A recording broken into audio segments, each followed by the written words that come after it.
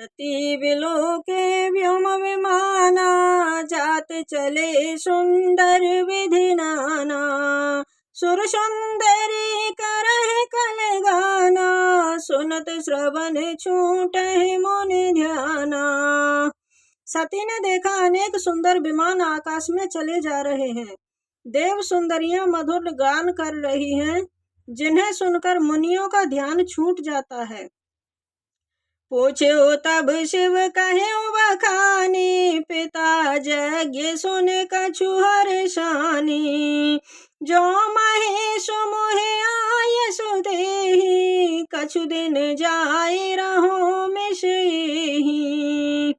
सती ने विमानों में देवताओं के जाने का कारण पूछा। तब शिवजी ने सब बातें बताई। पिता के यज्ञ की बात सुनकर सती कुछ प्रसन्न हुई और सोचने लगी कि यदि महादेव जी मुझे भी आज्ञा दे दें तो इसी बहाने कुछ दिन पिता के घर जाकर रहूं।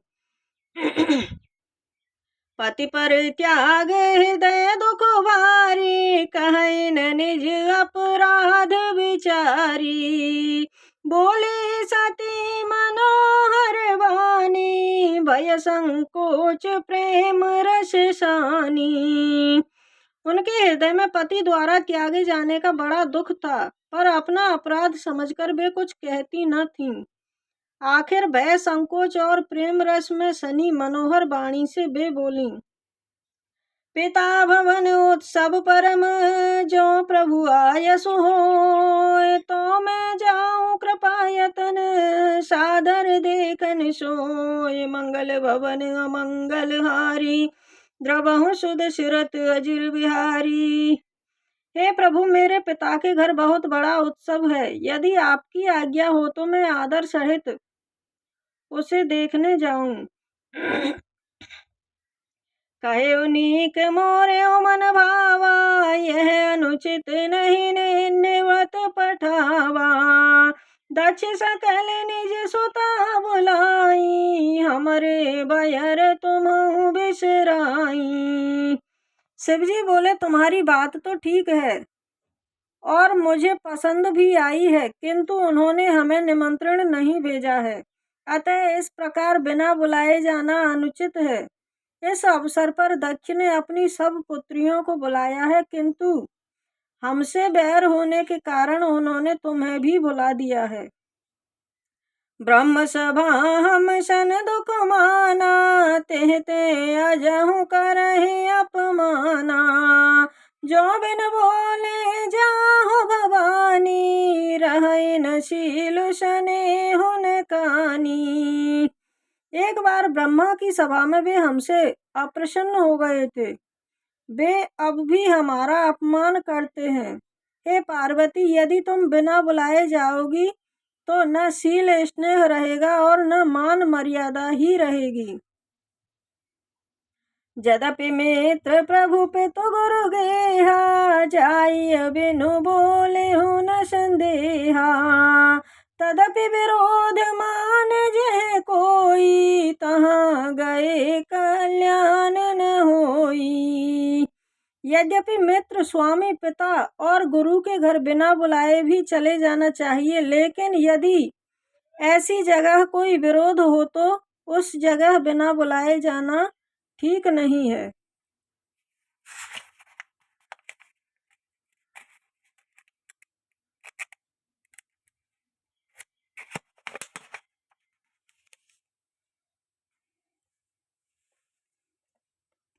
भांति अनेक शंभु समझावा, भाभी बस न ज्ञान उर आवा। कह प्रभु जाहु जो बिनहि बुलाए, नहीं भले बात हमारे भाए। शिवजी ने अनेक प्रकार से समझाया, पर सती के मन में ज्ञान नहीं हुआ। फिर शिवजी ने कहा कि यदि बिना बुलाए जाओगी तो हम इसे अच्छी बात न मानेंगे। कहे देखा हर जतन बहु, रहे न दक्ष कुमार। दिए मुख्य गण संग तब, विदा कीन त्रिपुरार। मंगल भवन अमंगल हारी, द्रवहु सुध सिरत अजिर बिहारी। शिवजी ने अनेक प्रकार से कहकर देख लिया, किंतु जब सती किसी प्रकार भी नहीं रुकी, तब महादेव जी ने अपने मुख्य गणों को साथ देकर उन्हें विदा कर दिया। पिता भवन जब गई भवानी, दक्ष त्रास काहुन सन्मानी। सादर भले ही मिली एक माता, भगिनी मिली बहुत मुस्काता। सती जब पिता दक्ष के घर पहुंची, तब दक्ष के भय से किसी ने भी उनकी भगत नहीं की, केवल उनकी माता ही आदर से मिली। बहनें भी बहुत मुस्कुराती हुई मिली।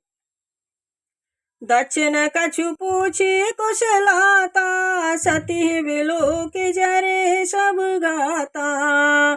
सती जाय देखे तब जागा, कतहु न दीक शंभु कर भागा।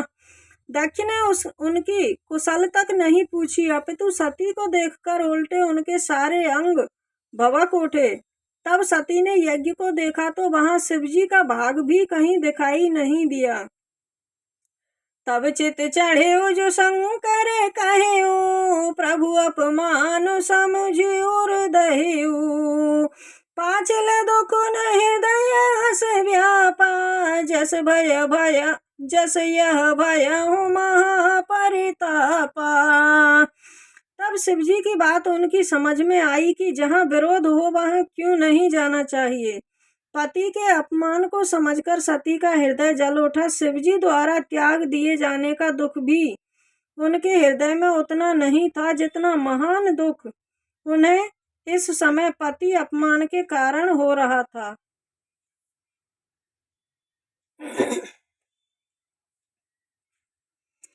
यद्यपि जग दारुण दुख नाना, सबते कठिन जाति अवमाना। समुझ सुसती भयहुअति क्रोधा, बहुविधि जननी कीन प्रबोधा।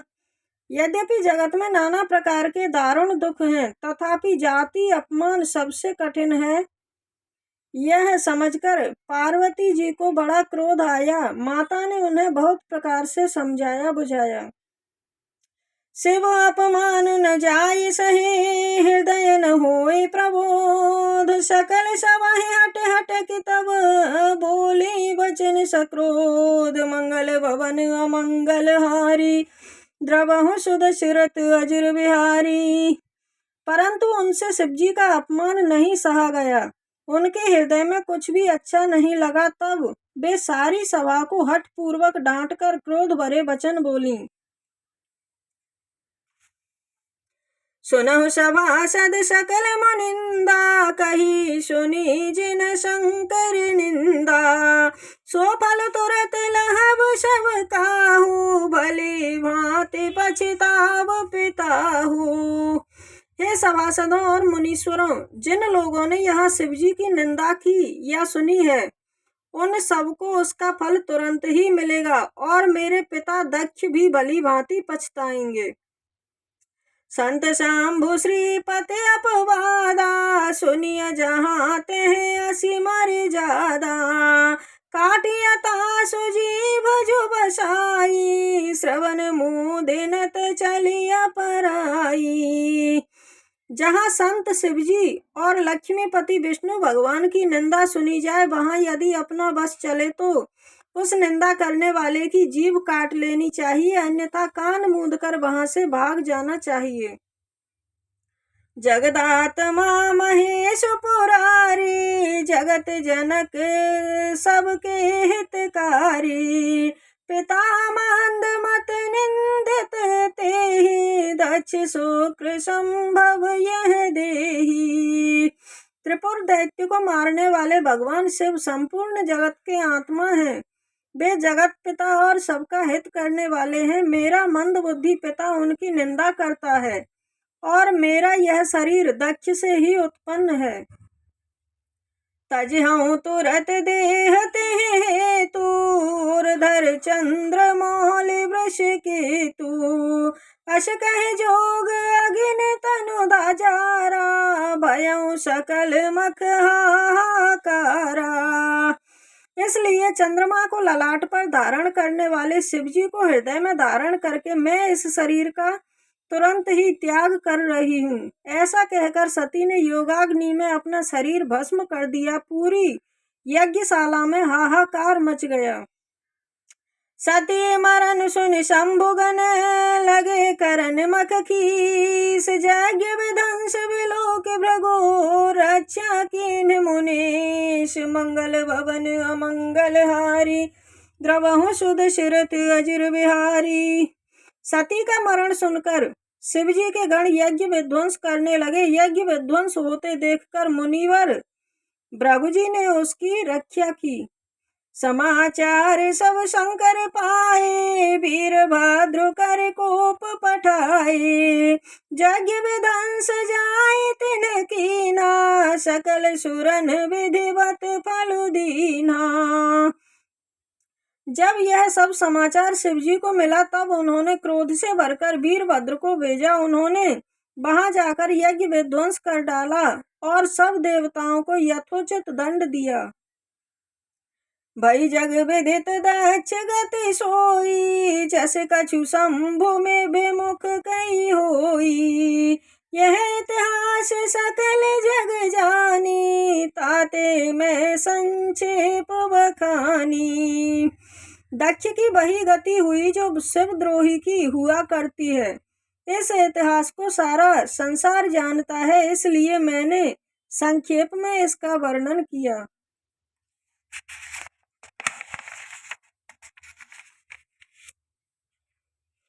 सती मरत हरिशन बरु मांगा, जन्म जन्म शिव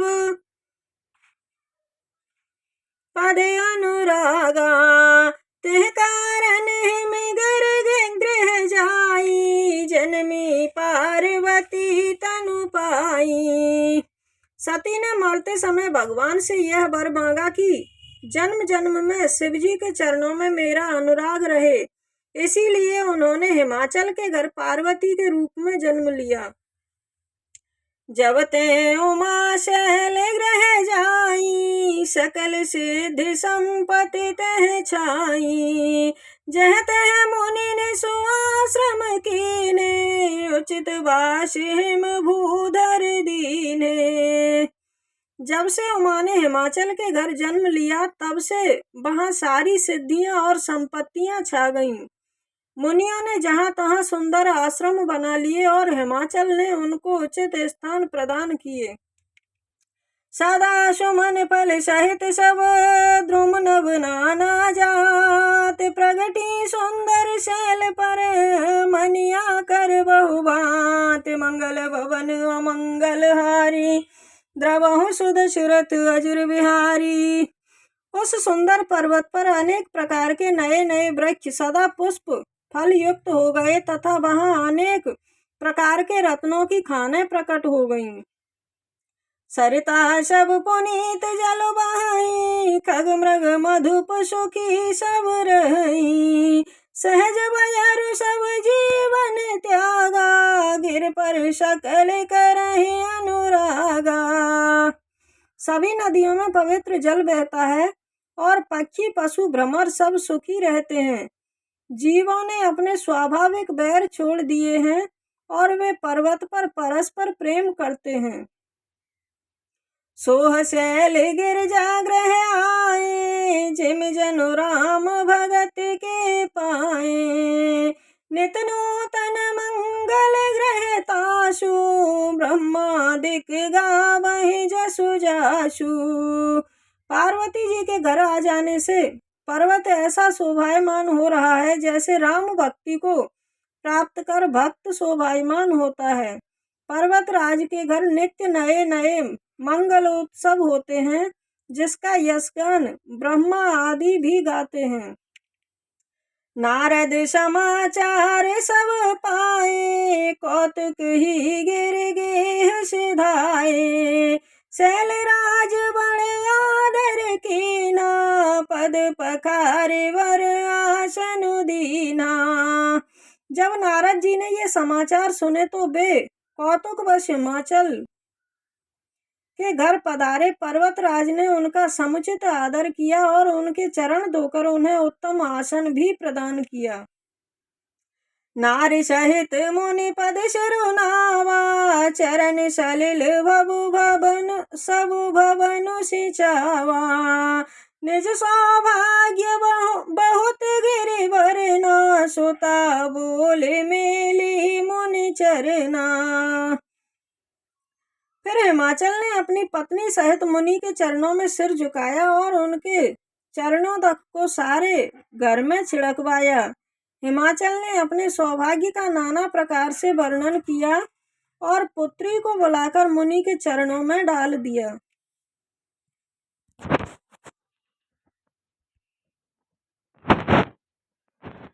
त्रिकालज्ञ सर्वज्ञ तुम, गति सर्वत्र तुम्हारे। कहाँ सुता के दोष गुण, मुनिवर हृदय विचार। मंगल भवन अमंगल हारी, द्रवहु सुध सुरत अजिर बिहारी। और कहा, हे मुनिवर, आप त्रिकालज्ञ और सर्वज्ञ हैं तथा आपकी पहुँच भी सर्वत्र है। अतः आप विचार करके माया के गुण और दोष बताएं। कह मुनि बिहस गूढ़ मृदुवानी, सुता तुम्हारे सकल गुण खानी। सुंदर सहज सुशील सयानी, नामो मां अंबिका भवानी। नारद जी ने हंसकर रहस्य युक्त कोमल वाणी से कहा, तुम्हारी कन्या सब गुणों की खान है। यह स्वभाव से ही सुंदर, सुशील और समझदार है तथा उमा, अंबिका और भवानी इसके नाम हैं। सब लक्षण संपन्न कुमारी, होए संतत पियहि प्यारी। सदा चले करहि बाता, जसु पई पितु माता। कन्या सब सुलक्षणों से संपन्न है। यह सदा ही अपने पति को प्यारी रहेगी। इसका सुहाग सदा अचल रहेगा। इससे इसके माता पिता भी यशस्वी होंगे।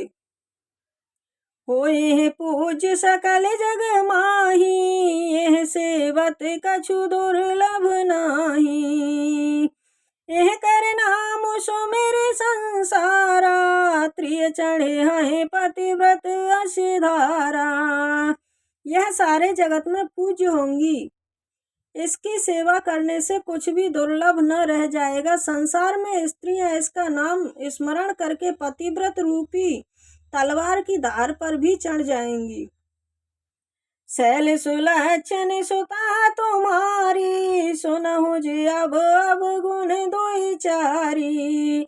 अगुण अमान मातु पितु हीना, उदासीन सब संशय छीना। हे पर्वतराज, तुम्हारी कन्या सुलक्षणी है, लेकिन इसमें जो दो चार अवगुण है वे भी सुन लो। गुणहीन, मानहीन, माता पिता विहीन, उदासीन, लापरवाह, जोगी जटिल अकाम मन, नगन अमंगल वेश। स्वामी कह मिलहि परिहस सिरे, कमंगल भवन अमंगल हारी। द्रवहु सुध सुरत अजिर बिहारी। योगी जटाधारी, निष्काम हृदय, नंगा और अमंगल वेश वाला पति इसे मिलेगा। इसके हाथ में ऐसी रेखा विद्यमान है। सुन मुनि गिरा सत्य जिय जाने, दुख दंपति है उमा हर्षानी। नारद हूँ यह भेद न जाना, दशा एक समुझब बिलगाना। नारद जी की वाणी को सत्य जानकर हिमवान और मैना को दुख हुआ, पर पार्वती जी प्रसन्न हुई। नारद जी ने भी इस रहस्य को नहीं जाना, क्योंकि सबकी बाहरी दशा एक जैसी होने पर भी भीतरी समझ भिन्न भिन्न थी।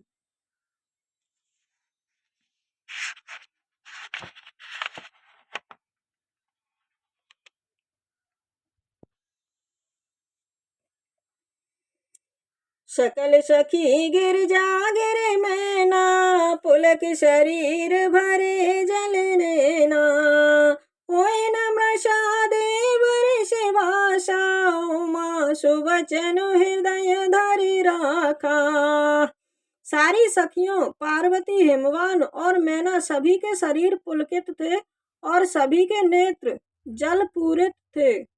देवर्षि के वचन असत्य नहीं हो सकते, ऐसा विचार कर पार्वती ने उन वचनों को अपने हृदय में धारण कर लिया।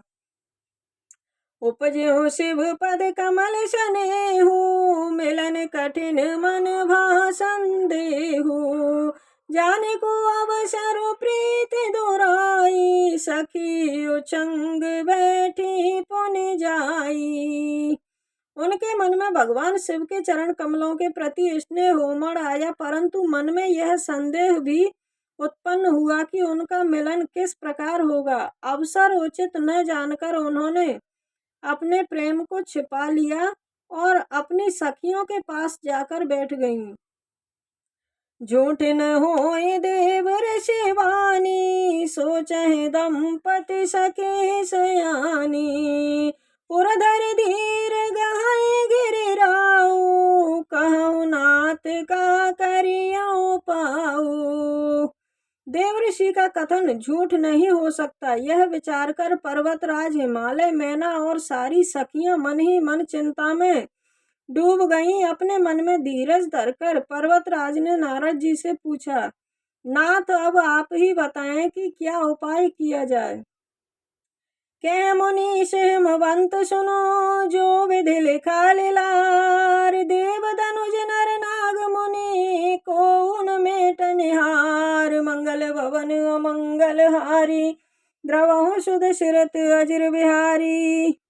नारद जी बोले, हे हिमवान सुनो, विधाता ने ललाट पर जो कुछ लिख दिया है उसको देवता, दानव, मनुष्य, नाग और मुनि कोई भी नहीं मिटा सकते।